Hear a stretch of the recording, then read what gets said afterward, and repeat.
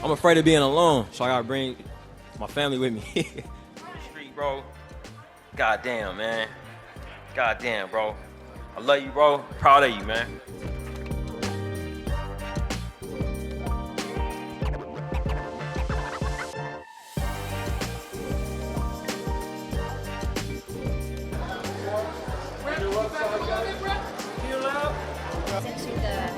Hi, my name is Michael B. Jordan. Really excited about doing. I'm working again with Ryan Coogler on Creed. It's called Creed. It's a spinoff of Rocky, and it's about Apollo Creed's grandson. And Sylvester Stallone will be coming back as Rocky Balboa. It's something I'm incredibly grateful for that folks would think enough of me to consider the projects that I've worked on, the body of work to think of me for something like this.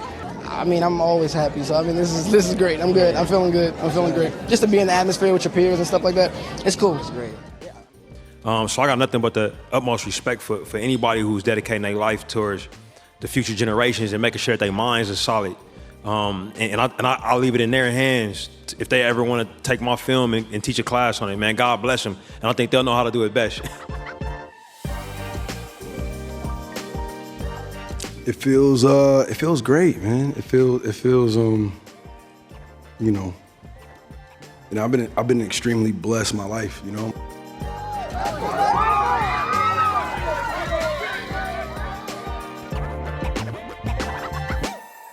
Before the awards, before the billion-dollar box office, before their names became shorthand for a new era of excellence in Hollywood, they were just two young artists searching for a story worth telling. They didn't meet on a studio lot or at some Hollywood mixer. Their connection started with a story from Oakland, a story that demanded honesty, courage, and care.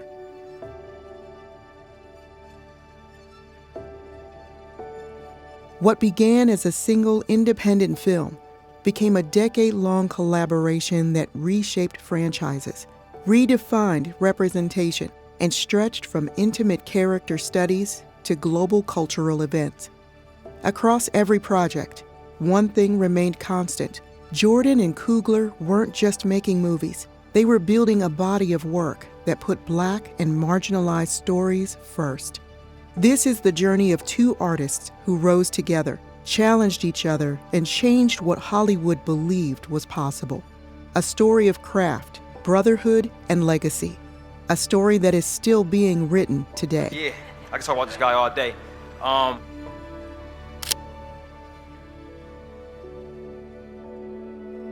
Michael B. Jordan's path into acting didn't start with fanfare or an industry plan. His first feature film role came in 2001 in Hardball, starring Keanu Reeves as the coach of an inner-city youth baseball team. It wasn't a breakout role, but it was his first taste of professional film work and a foundation for what came next. Just a year later, Jordan would land a part that hinted at what he could become. Me and Pooh, we be steady working and, nothing sloppy, no troubles, right? Nah. And we was wondering if maybe you could let a little something go till payday, because, right now, we some broke-ass niggas, man. He was cast as Wallace in the first season of HBO's The Wire, a show that is now widely seen as one of television's greatest dramas. At 15 years old, the role placed him among veteran performers early on. Following The Wire, Jordan took a different route, stepping into the world of daytime television on All My Children. For 3 years, he played Reggie Montgomery, appearing in over 50 episodes, stepping in and replacing an up-and-coming Chadwick Boseman. Go away. What? Get lost. Look, if you haven't noticed, I work here, all right? Doing what? Community service? That's not work. What? I heard what you did at your While soap opera work can be steady, it also came with typecasting challenges. Jordan has spoken candidly about how certain roles early in his career felt like they were rooted in stereotypes, and how that influenced his thinking about the parts he wanted next. Just the childhood trauma that we all kind of share, You know, I think Universal. everybody. You know, I think we all have some type of childhood trauma that we have that, you know, that affects us, you know what I'm saying, as we grow up and we grow older, you know, and whether we address that or not, just because you make a bad decision doesn't make you a completely bad person, because there's reasons why he is the way that he is. You know, nature versus nurture in a lot of different ways. You know, those are all things that, you know, it's layered and very complex, so I felt lucky to be able to touch on a lot of those things. His next major television turn came in Friday Night Lights, where he played quarterback Vince Howard through its final 2 seasons. You ever playing real football? Throw the ball around with my friends. You like to run? Oh, we can run, Coach. Boy, it's fast. He's real fast. You like to hit? Hit what? People. Yeah, I like that. What would you say if I need you to be here tomorrow morning at 6 a.m. sharp? 6 a.m. sharp means 6:45. I'll be here. The role reached a broader audience and showed a young actor growing into more complex and emotionally layered work, capable of carrying a story and not just playing small side characters on screen. While continuing to hone his craft on television, Jordan also began appearing in films, one of the biggest early on being the genre hit Chronicle, where he played Steve Montgomery, a role in film that crossed typical genre conventions of the superhero origin story and showcased Jordan's natural charisma. We have broken history. I mean, I'm talking about since the caveman times, the Egyptians, the Wright brothers. Come here, man. Come here. Get in here. Get in here. Say it. I can fly. I can fly. I can fly. In reflecting on Chronicle, he noted how the part was originally written for a white actor and how that evolution was a meaningful moment in his career. By 2013, the early years of learning, auditioning, and searching for the right roles culminated in a breakthrough. It was with Fruitvale Station, the first feature film by Ryan Coogler, and the moment many considered Jordan's transition from a promising young actor to a fully realized leading man. I'll see you when you get home. Hey, Ma, hold up. Let me get a hug, Ma. Grant, hey, Ma, I can't get back a hug. to the visiting area, Hey, Grant. Ma, I'm sorry, Ma. Fuck out of here. Ma, I'm sorry. Let me just get a hug, Ma. Ma, let me just get a hug, Ma. Hey, Ma, I'm sorry. Fuck off me. Fuck off me. Hey, Ma, I'm sorry. Ma, I'm sorry. Fuck off me, Brett. Fuck off me, Brett. Jordan himself has described this shift not as something that happened overnight, but as the result of years of work and growth. In later reflections on that period, he said, "I was hungry for more, curious about my limits. Am I a leading man? Did I have what it takes?" These were all questions and doubts. I didn't have those answers yet. So, off subject. I went to the Bay about a month early, spent time with the family, with his mom, with his daughter, you know. There's no audio or video to go off of, so it's nothing I could really kind of like pull from. I had to really rely on his family members and the people that knew him the best to really kind of like get the best idea of who he was, and everybody had a different perspective. And I think that's kind of who Oscar was. And they were all true. You know, I think he was generally who he was around different people, but that's what we do as humans. You know, we kind of change ourselves in different social settings. We're not the same all the time. Nobody is. And so that's kind of some of the stuff that I really wanted to do to prepare. And, you know, when I filmed, I stayed in his wardrobe. I didn't really change out of clothes, too much. Just wanted to kind of, as an actor, you look for opportunities to really dissolve yourself and, become somebody else and really take on, another character. And that's what I really tried to do with this one.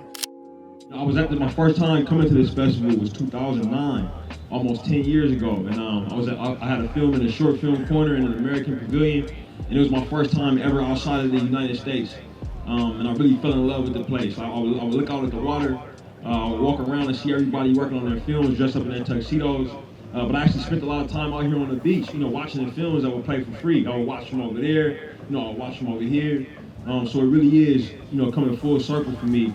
To be back in front of you guys with this film that means so much. Ryan Coogler grew up in Oakland, California. His father was a probation officer and his mother in nonprofit finance. And from an early age, Ryan saw people from all walks of life moving through his world. That environment gave him both grit and empathy, something that would later shape his work as a filmmaker. Coogler grew up playing sports and telling stories, but he did not set out to be a filmmaker from the start.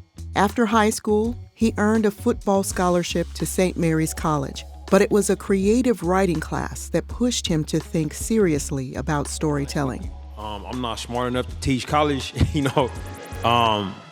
I think that I have so much respect for professors at any capacity, and I'm standing here in front of you guys because an English professor, a creative writing professor at St. Mary's College named Rosemary Graham read something that I wrote. It was the first assignment when I was 17 years old, my freshman year. Read something I wrote and said, "Hey, I think you should go to Hollywood and write screenplays." Literally said that to me. So I got nothing but the utmost respect for anybody who's dedicating their life towards the future generations and making sure that their minds are solid. I'll leave it in their hands if they ever want to take my film and teach a class on it. Man, God bless them. And I think they'll know how to do it best. When St. Mary's canceled its football program, he transferred to Sacramento State, changed his major to finance, but took every film class he could.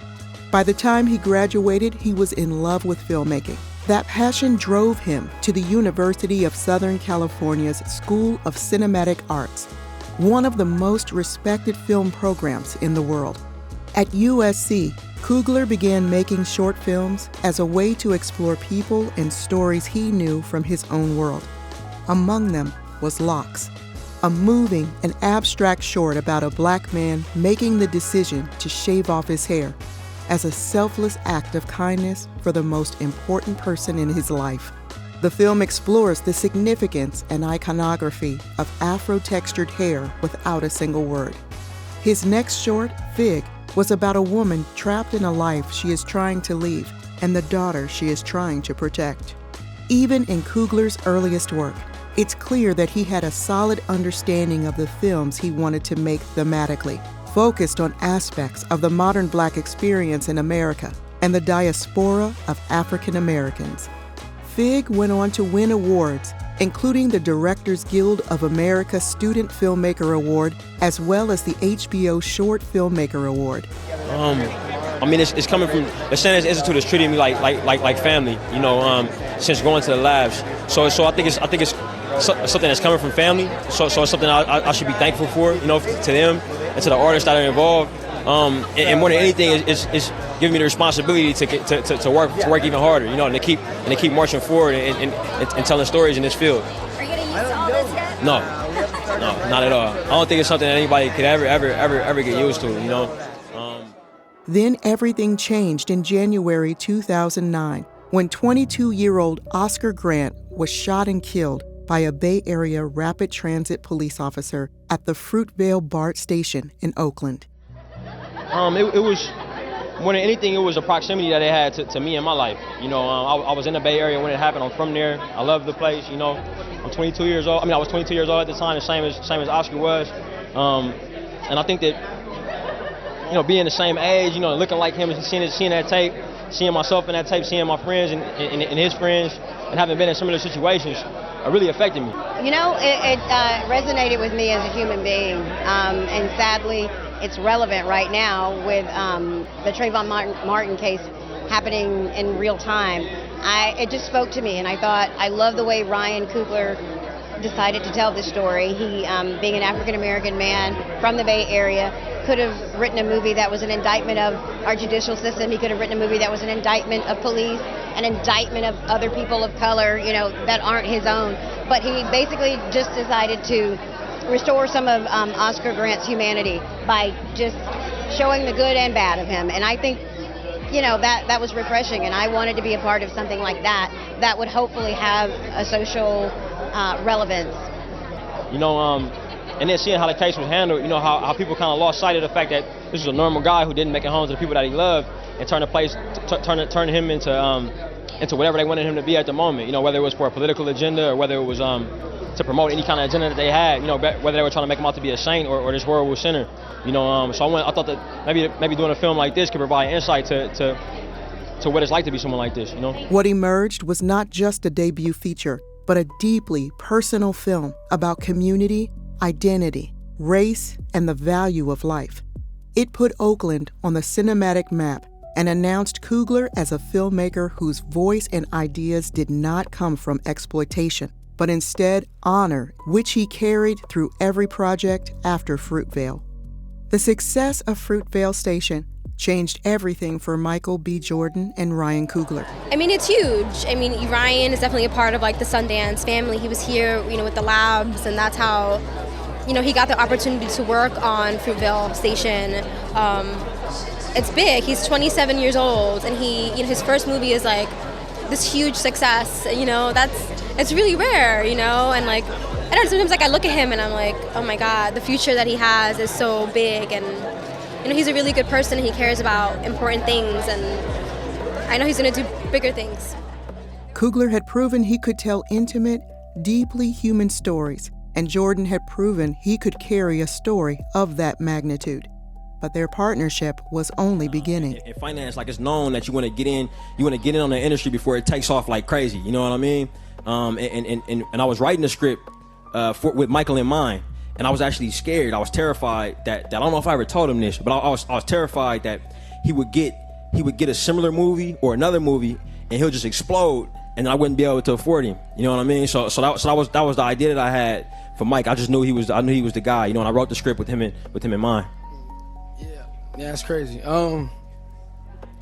Just to play a role like Oscar Grant was extremely personal to me. He could have been me or any one of my friends. So like when I got the opportunity to portray him and kind of put give him a voice, give him a little bit of his humanity back, I kind of jumped at it. And most of it was on the page. Ryan is an incredible writer, so I remember reading it and bawling halfway through.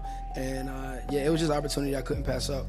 It's a 21-day shoot, and that's what it's about. That's what independent film's about. It's telling the stories that big studios may or may not have the opportunity to sell, because it's a business. So I think giving young filmmakers like Ryan, and myself an opportunity and a platform to just tell the stories we want to tell is a really big deal. After Sundance, opportunities opened quickly. Studio executives were paying attention.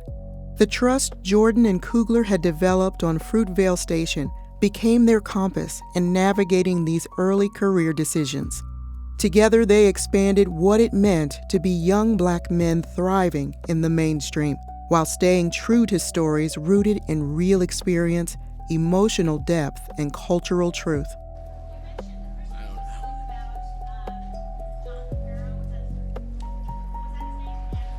Yes, it happened in North Carolina.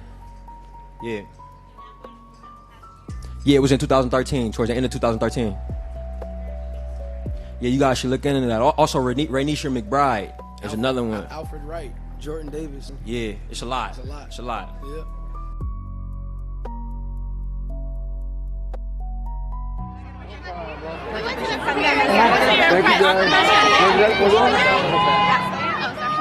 Their next collaboration came hot off the wheels of Jordan's performances in the 2014 rom-com That Awkward Moment and the reboot of beloved superhero legacy team Fantastic Four as the titular Johnny Storm in the summer of 2015.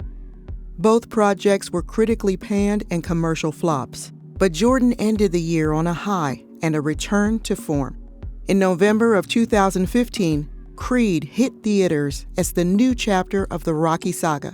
Coogler approached the material not as a sequel, but as a reinvention. He wanted to honor the original films while telling a new story about legacy, ambition, and identity.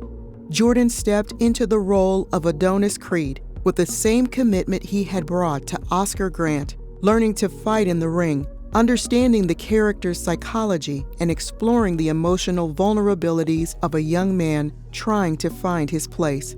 I should have stopped this one with your father. I'm stopping this one now. Don't, okay? Let me finish. I gotta prove it. Prove what? I'm not a mistake.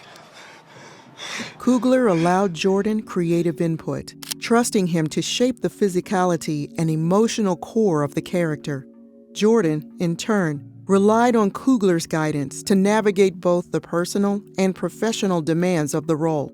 It was a collaboration built on the same principles that had defined Fruitvale Station: respect, preparation, and a shared commitment to truth.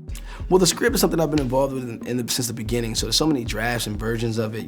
Honestly, you don't even worry about the lines so much. It's about the moments and the character stuff. So once you embed that and you tie the emotions to feelings and moments, and then the words just kind of come. I guess so. I haven't had a chance to think about it. I haven't had distance from it. You know, I think the distance will come in a year or so. You know, when we're not still working, when we're not still putting it out to see if it sticks. If some people still talk about, you know, I think that's the best measure of art. You know what I mean? If it has lasting power in people's minds. You know, but incredibly proud of the performances that and the work that all of the creatives that collaborated with me put into it. You know, and exciting to see the studio support it. You know, and to see people's excitement right now, you know, that's always the best. It's a real movie with heart. Oh, Congratulations. Thank you. I mean that's a testament to Ryan, man. I'm just a tool in this, you know, honestly, being used to kind of convey his vision and his message. So, you know, that nostalgic feeling and all that stuff, you know, that's, you know, after we get finished the work, I guess where we're in the moment, we're just trying to do the best job we can in the moment, and then, you know, have everybody kind of tied together, and the music and, you know, the editing and kind of montages and all those things kind of layer it up, and it turns out to be this kind of complete project. It's almost like a Rocky story. Yeah. That's what's so amazing to me. And it's all because of this young director who deserves all the credit and allowed me just to, you know, emote. Because I had a lot of things on my mind, so it was great to express them. But without this radical idea this guy is from another world, you know what I mean? Yeah. And that's what it takes. So I owe him a great deal of gratitude. Will you carry? I've been real blessed, but with Sly, you know, kind of handing over the franchise to us, man. Like in terms of, you know, me and my co-writer Aaron Covington and Mike and Tess, you know, we kind of from a different generation than Sly and you know, Erwin and those guys, man. So it was cool that they saw something in us, you know, and saw something in this idea, and that Sly was willing to move forward with it. The success of Creed was another milestone for the pair and opened doors for even larger projects. My pop said Wakanda was the most beautiful thing you ever seen. He promised he was gonna show it to me one day. You believe that? Kid from Oakland running around believing in fairy tales. It led to Black Panther, a film that is a blockbuster spectacle on a Marvel scale and also a story of cultural significance, tackling ideas and themes never broached in a mainstream superhero movie before it. Antagonist, I wouldn't say evil, you know what I'm saying? I wouldn't, you know, he's a very complex character. He's not your typical just, I want to blow the world up for whatever reason. I wanted to play a character that people could relate to, no matter, you know, his agenda. And, you know, hopefully I pulled that off. By this point, Jordan and Coogler had developed a shorthand, a mutual understanding of when to push, when to trust, and how to balance the demands of Hollywood with the stories they cared about most.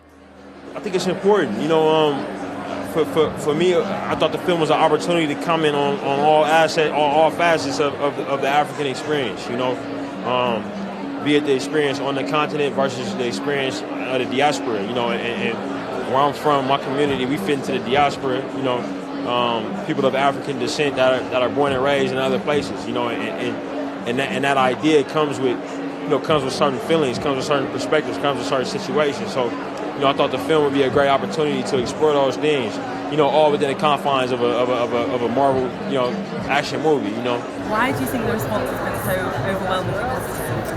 I can't answer that. That's up to you guys to answer. All I know is that we put our heart and soul into the movie. You know, people are excited about it already, and I think the film has substance. That I definitely know. And it's not just a shell of something that people are excited about. It's solid, you know. Black Panther was the second highest box office grossing film of 2018, making over $1 billion by the end of its theatrical run, cementing the star power of Jordan and Coogler's ability to handle massive productions and deliver on them. Oh, I get to honor my brother Ryan Coogler. Oh yeah, that's the most important thing for me right now. I'm super excited he's getting his flowers and the recognition that he deserves. And yeah, man, just being able to just celebrate him on this run has been super satisfying for me. Together, they had found a model of creative partnership rare in Hollywood, one that allowed both men to grow, take risks, and elevate each other's work at every step. This would shape not only the films they made together, but the very way audiences experienced contemporary storytelling in Hollywood and what they expected from their movies. I mean, that's what it is. You know, like that's what it is. It's not a political lecture. You know what I mean? Like, it's a movie. You know, and it's got to work as that. After Black Panther, Jordan continued to expand his career on his own terms. But as he gained experience and influence, an idea that had been planted years earlier began to grow. The idea of stepping into directing himself.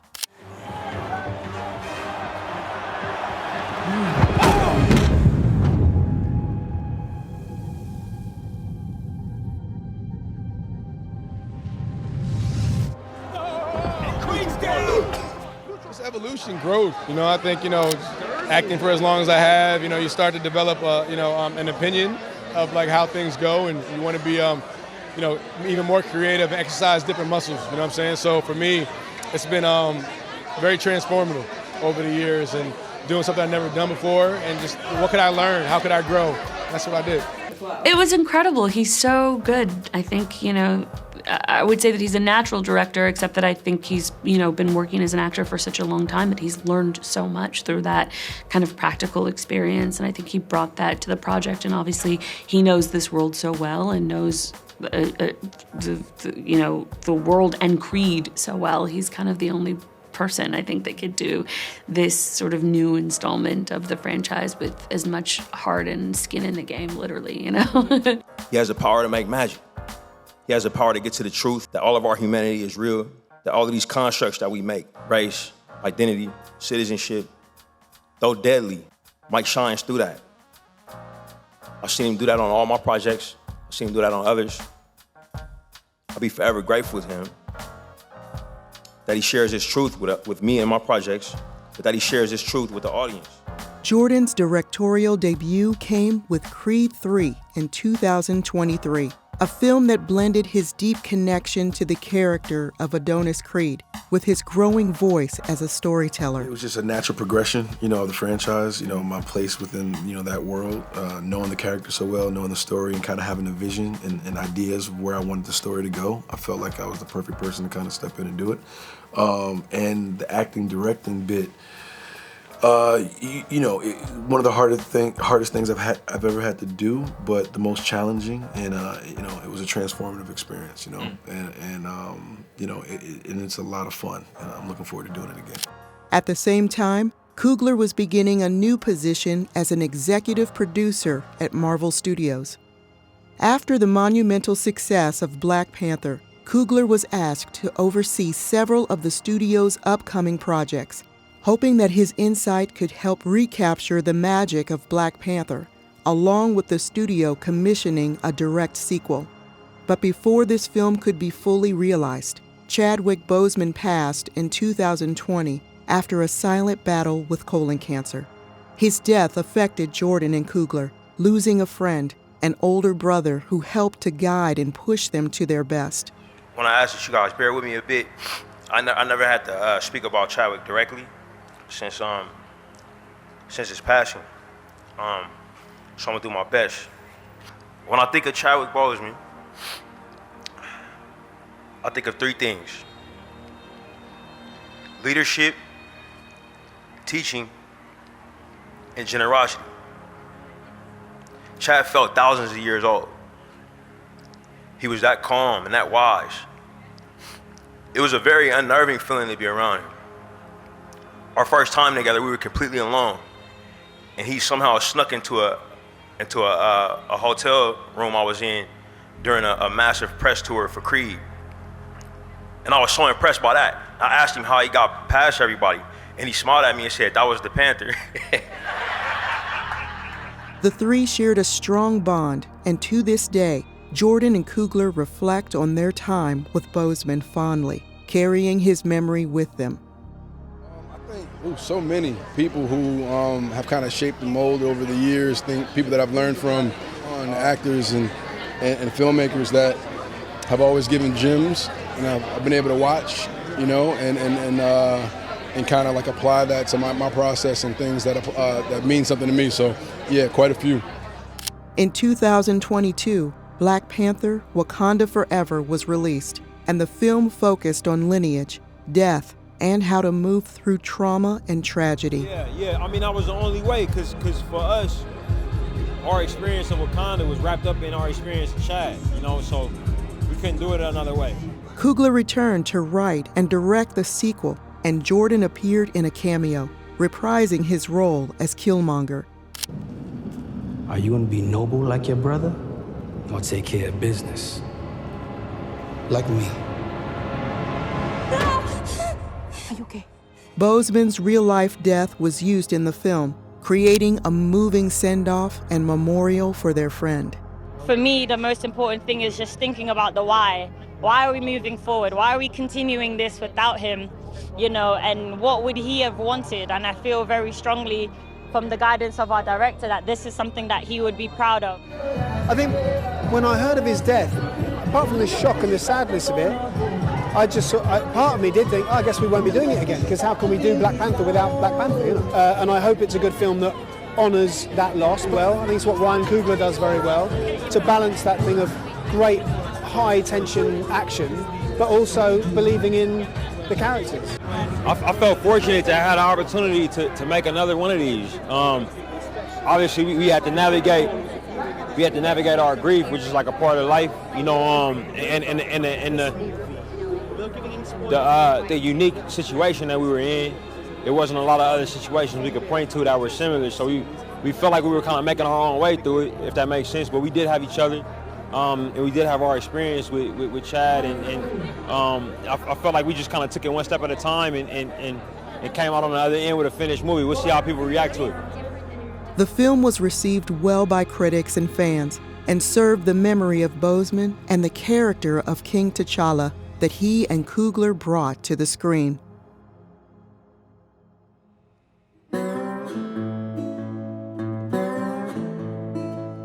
Fruitvale Station had introduced them. Creed had elevated them. Black Panther had pushed them onto the global stage. But Sinners was the ultimate realization of their collaboration. While details of the project evolved throughout production and its lead up to its release, early reactions made one thing clear. It was the most ambitious film of the pair's career to date. We've been gone a long time. We back now. You twins? Nah, we cousins. Michael B. Jordan plays twin brothers Smoke and Stack, who returned to 1920s Mississippi to open a juke joint, with vampires serving as metaphors for exploitation and colonial brutality. The film is set in the Jim Crow era of America's history, where segregation, racism, and violence was rife, particularly in the South, and the film is unflinching in its themes. Sinners combines Southern Gothic horror with the real horror of racial injustice. Sinners was the biggest and most intricate production of Coogler's to date, with Jordan's dual roles, shooting on IMAX cameras and film stock, to practical effects and extensive marketing. The film had to land with audiences. It's something I'm incredibly grateful for, that, you know, folks would think enough of me to consider the projects that I've worked on, the body of work, to think of me for something like this. Yeah, I'm really humble, you know, like I'm excited that, you know, I was able to bring so many people that helped work on my projects, that helped support me through my life, to be here to be honored tonight as well. Critics praised Jordan's performance for its maturity, a blend of craft, vulnerability, and command. And they pointed to Coogler's direction as some of the most confident and textured work yet. I write a lot of journals, so for my characters, like backstories. So I try to go from like the earliest memory that I can conjure up and think of, and I write all the way up to the first page of the script. So at least it gives me an opportunity to kind of figure out, like, you know, where they're coming from. and that informs a lot of their decisions.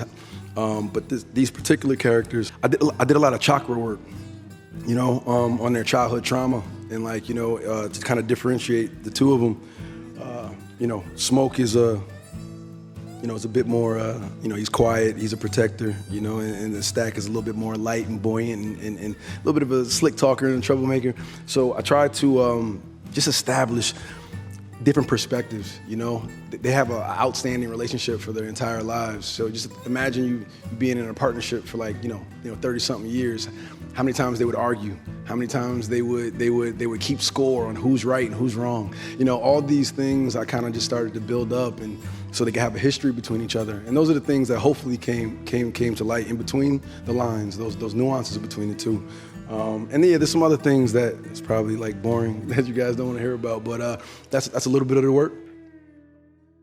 Sinners wears its inspirations on its sleeve and pays homage to other films and cultural iconography, while also being a completely original idea and story from Coogler.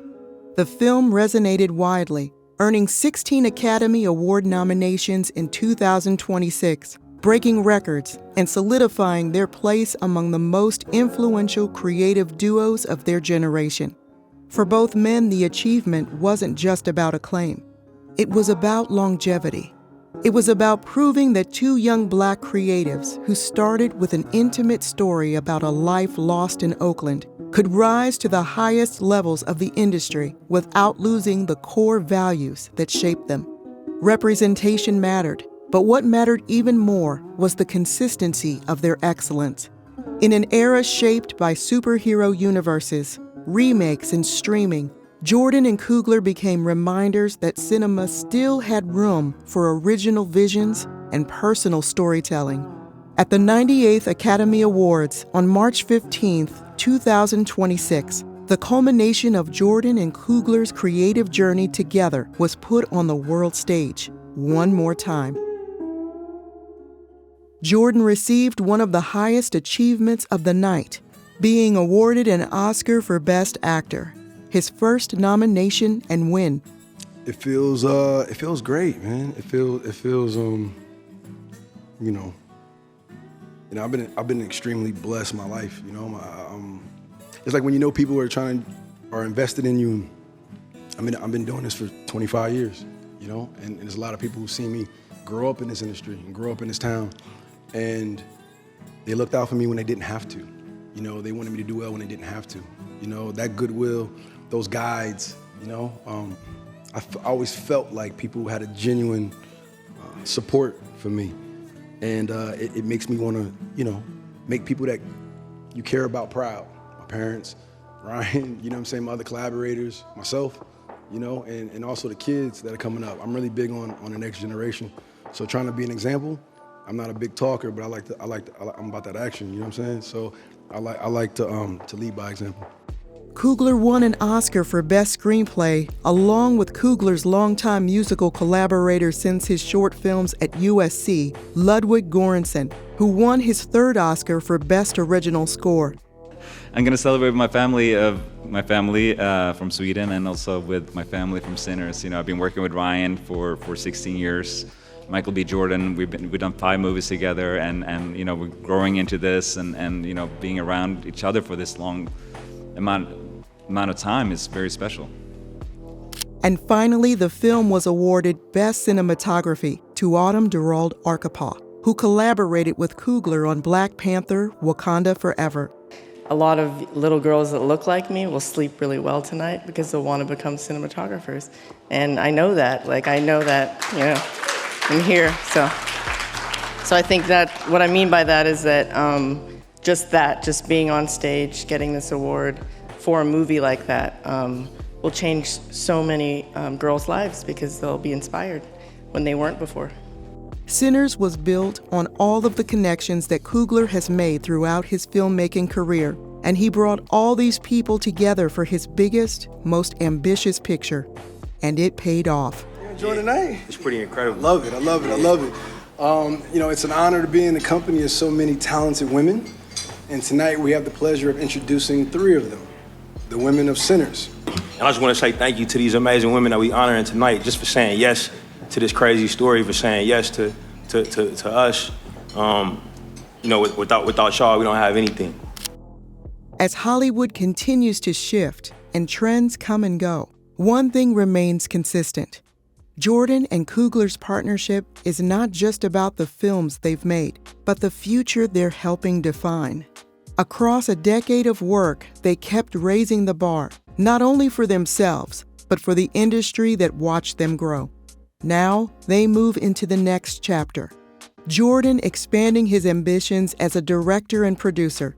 He is set to direct and star in a remake of The Thomas Crown Affair as the titular Thomas Crown, a billionaire playboy who decides to commit elaborate heists for the thrill of it, before being investigated and becoming entangled with a detective put on the case. Jordan is also set to star in I Am Legend 2 alongside Will Smith, with many other projects in the pipeline, such as Creed 4, an adaptation of Miami Vice, and Tom Clancy's Rainbow Six. Coogler has confirmed that he is set to direct Black Panther 3, returning to a world and story that he has been building on for almost a decade. But Coogler is also following the creative moment of Sinners and stretching into new genres and worlds. He is set to direct and produce a reboot of the cult classic The X-Files, with Himesh Patel and Danielle Deadwyler to star. Jordan and Coogler are continuing their creative evolution and inevitably will rejoin each other down the line, setting a new precedent of what films can achieve and the stories that Hollywood tells. Ryan makes personal films that somehow belongs to all of us. He shifts the culture while staying true to his vision. He raises the bar every single time. I had a dream and went for it, and it paid off. He represents the best of us. He represents all of us.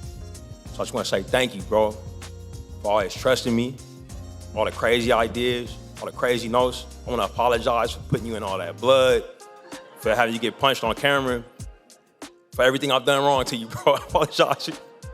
And off book, just to say something about Coog, man, like you are the way your wife looks at you, you know, the way your 3 children look at you is something truly admirable and something that you can't really put into words, man. You mean so much to so many people, and you've given so many people the opportunity to shine and be the best versions of themselves. I'm a recipient of that as well. I just want to say I love you, bro, big time. You know what I'm saying? And knowing that our relationship can maybe be a blueprint for more relationships for the next folks that's coming up. It's exhilarating, it's humbling. I'm incredibly thankful. I'm thankful for your family, bro. They become my family. I'm thankful for your dreams. They become my dreams as well. And I gotta say, man, from Newark, New Jersey, bro, walking in front of driving cars, to having your name on this street, bro. Goddamn, man. Goddamn, bro. I love you, bro. Proud of you, man.